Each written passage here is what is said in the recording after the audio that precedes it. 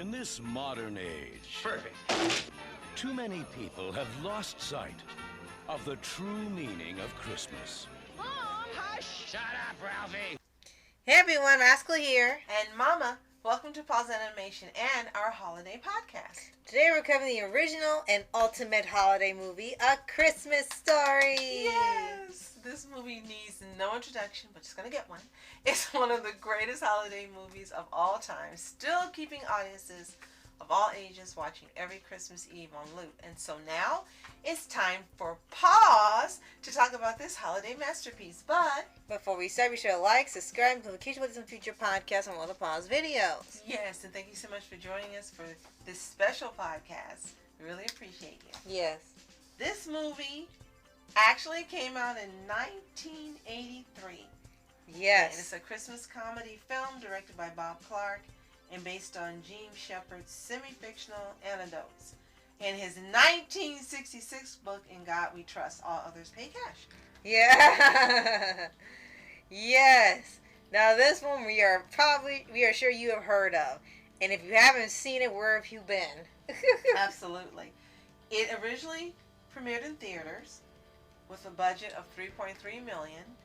And 1983, it made $19.2 million, which was a ton of money back then. I mean, it made more than 4 times the amount it took to make it. So that lets you know just how beloved this 94-minute movie was.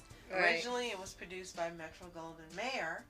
I don't know who owns it now. Right. Because now it's a little more difficult to get to. Used to be able to buy it everywhere, and it's easy to find. And as Rascal mentioned, you'd watch it on loop. It would come on either TBS or TNT, sometimes both. And originally they would play it for 24 hours straight, no commercials, until after the movie finished. So you'd have commercials between each airing, but during the movie, absolutely no commercials. Right. Well, they got greedy, and now they put minimal commercials in, and it affects your viewing of it. Yeah, so, it does.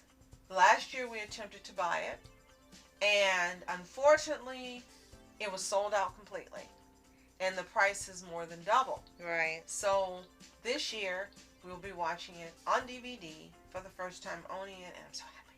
You're right. And this ended up being so huge after years of airing 24 hours every single year. It started getting even bigger fan base, more than just a cult following. It actually ended up starting to get merchandise that we didn't know were necessary for it. It had a live musical that wasn't necessary. It had a lot of spin-off mini things in terms of extra accessories to buy while you watch the movie. Of course, DVD sales went through the roof. And it even got not one, but 2 sequels to the original. One just called Christmas Story 2, where it takes place when Ralphie's a teenager and it sucks. And then they have A Christmas Story Christmas, which is really the true sequel to A Christmas Story that somehow unbelievably captured what you loved about the original. And yes, we'll be covering that. You will hear it next Saturday. Yes. This is an absolute gem. So here's the thing about it. This movie actually takes place in 1940. That is the time period. And I don't know about many of you on here, but we didn't live in the 1940s. We had no idea what it was about. We've seen movies.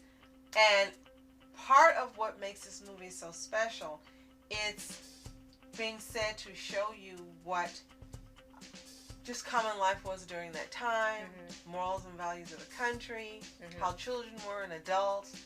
And it's just a joy to watch because it's really what you would call a true slice of life story. Right. And you watch characters that you would love to meet in real life. Right. You would love for the old man to be your dad. Right.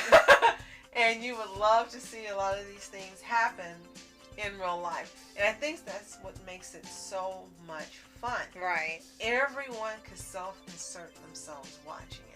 Yes, and in a fun way. Yes, and it's a more, I guess you could say, well, it's a younger time for America. It's calmer, more innocent, more wholesome. Yes, I know Ralphie curses, but Right, that's the extent of what you get. Fudge. There's no fan service. There's none of that. It's Unless just you count- cursing. Unless you count the leg lamp. That's Okay. about it. And it's just the type of movie you wish you could watch all the time, not just during the holiday season, but you wish that these type of movies still existed. And for this person to write, Gene Shepard, to write something like this, combining not only the semi-fictional anecdotes from the In God We Trust from 1966, it also includes some elements from his 1971 book, Wanda Hickey's Night of Golden Memories and Other Disasters. And the characters are relatable. No matter what age you are, you can absolutely relate to every single character in here. It's just fantastic. Right. And you don't have a lot of movies like that anymore where they have such relatable characters and a family you can see as your own. The closest you got was The Mitchells vs. Machines a few years ago. Absolutely. So it really shows on how much staying power that this movie has. And just about every single thing in this movie is so iconic that you can practically tell what the whole movie is just from the memes and people do. Every single reference has been like almost every 5 minutes is a highlight of the movie. From getting the tongue stuck on the pole, wanting the BB gun for Christmas because it'll shoot your eye out. Bumpuses! Yeah, bumpuses! The leg lamp in the window. The bullies coming in. You say going to see Santa Claus? Yeah, going to see Santa Claus. Yes, and it's hilarious on how just about every single thing in this movie is a highlight, is iconic, is just perfectly of this movie that you can't confuse this or put this in anything else. Not a wasted scene. There's not a scene in this movie that should have ever been on the cutting room floor. Disney, Wish. Oh. They perfectly edited this movie. Everything that's in it belonged in it. Everything in it was relevant, was pertinent, was important, added to the story. There's not a thing they could have done better for this movie. Usually we'll say the only thing they could have done better is made it longer. No. It's perfect. It is one of the most perfect cinematic creations ever in the history of the world. Yes. Yes, definitely. So let's talk about the cast quickly. Some are still here and some have passed on.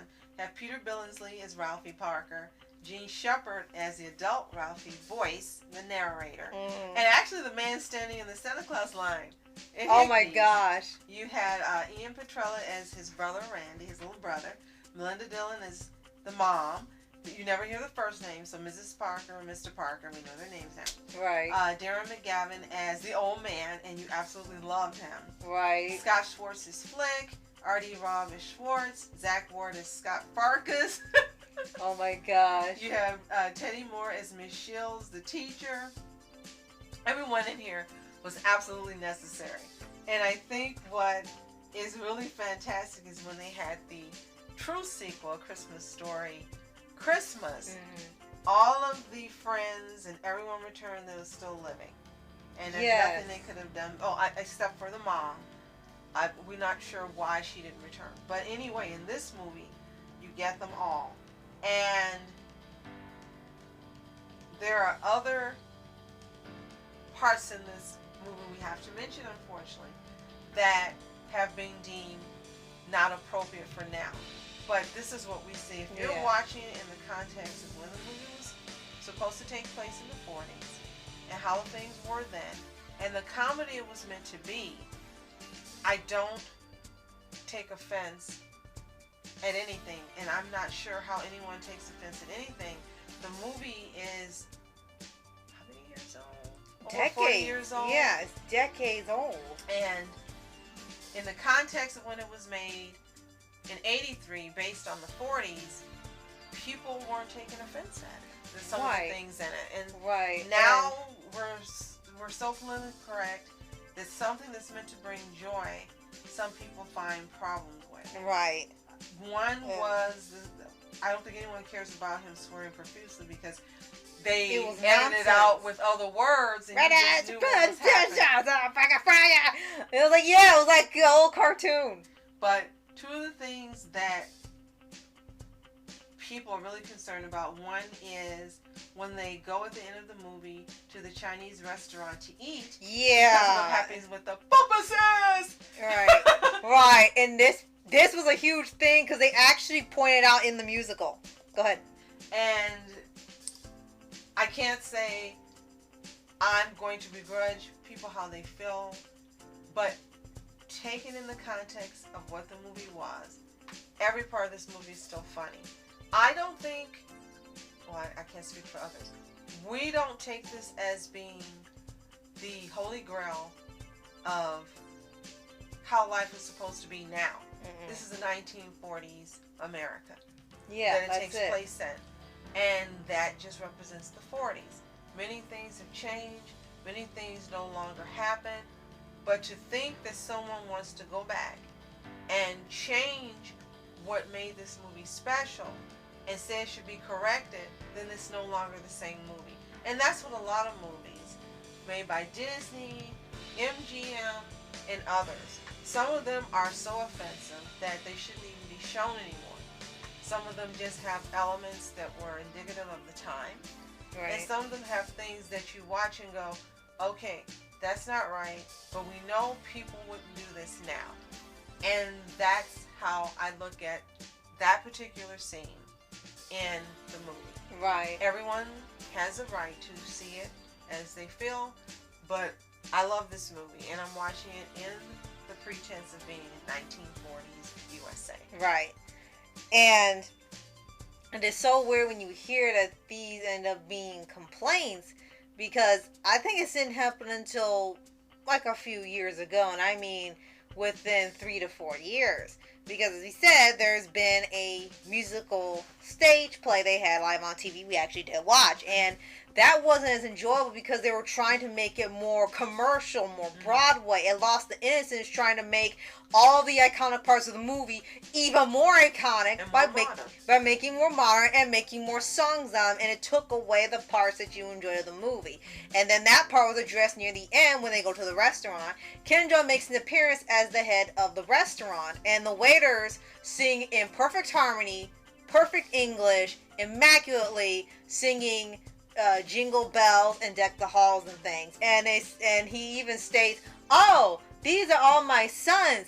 They went to Harvard and got A+ in English," as if to say, and they have doctorates. And doctorates, as if to say they speak so perfect English you don't even realize that they were not born in the U.S. And it was such a strange thing to put in because it took you out of it immediately, because it was like, here, we fixed a problem that didn't really exist. Well, here you go. You're welcome. But it wasn't a problem. If you look at the scene was heartwarming because purposes. Right. The dogs had messed up the turkey and eaten it, and they went out because they couldn't go to the store. It wasn't like now, go to the store in the holidays and buy meals and things. So they went to the restaurant that was open, which was a Chinese restaurant.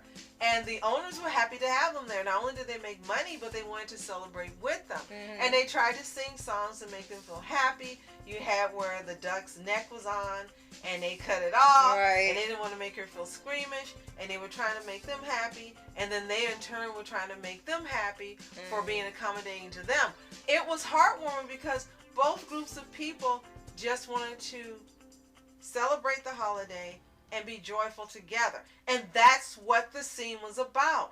Not making fun of anyone, because the owner, when they were not able to pronounce the L's, instead of having as R's, L's, he corrected them himself. Right. So problem was solved by the owner. Right. He told him himself, why can't you sing the song properly? Listen to me. And then he does it perfectly. So there wasn't a problem because the owner sang it perfectly. Exactly. Problem solved. Exactly. It was such a weird thing, and it really shows just how perfect the original movie was, because no adaptation trying to remake, recreate, or redo it has ever come close. Christmas Story Christmas left the movie alone and just took place sometime later and still used stuff from the first movie that worked without looking like they were trying to just cash in on the popularity of the first movie.